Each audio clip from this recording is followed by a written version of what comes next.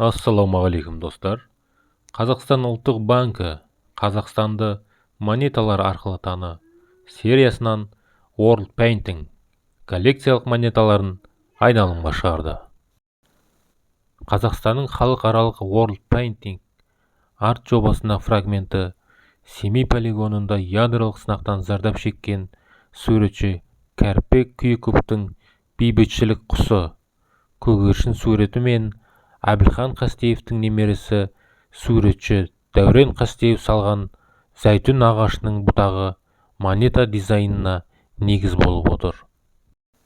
Адамзатты біріктіретін туынды халықаралық әлеуметтік арт жоба әлем елдері өкілдерінің қолынан шыққан фрагменттер мозаикасынан тұрады. Әлем бейнесі бір қаламды бір-біріне беру арқылы ең көп адам қатысқан өнер туындысы ретінде Гиннес рекордын орнатты. Арт жобаға 200 елден 2070 адам бояу ізін қалдырды. Кенептің ұзындығы 4 метр, биіктігі 1 метр 27 сантиметр. Бұл жер шарының кішірейтілген ауқымдағы параметрлері. Әлем бейнесі туындысының көшірмесі халықаралық ғарыш станциясында шарлап қайтты.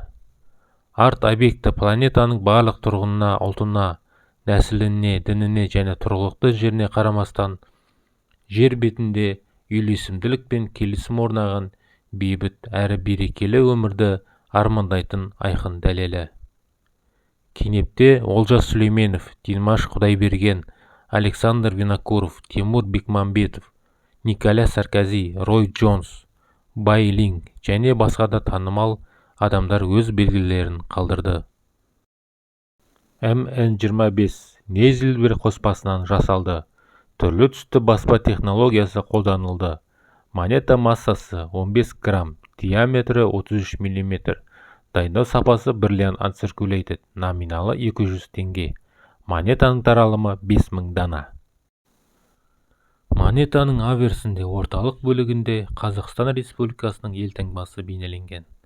Елтаңбаның жоғарғы жағында ою-өрнектер, оның үстінде Қазақстан Республикасы Republic of Kazakhstan 200 теңге жазулары бар, және де Қазақстан Республикасының ұлттық банкінің логотипі бейнеленген. Номиналы 200 теңге.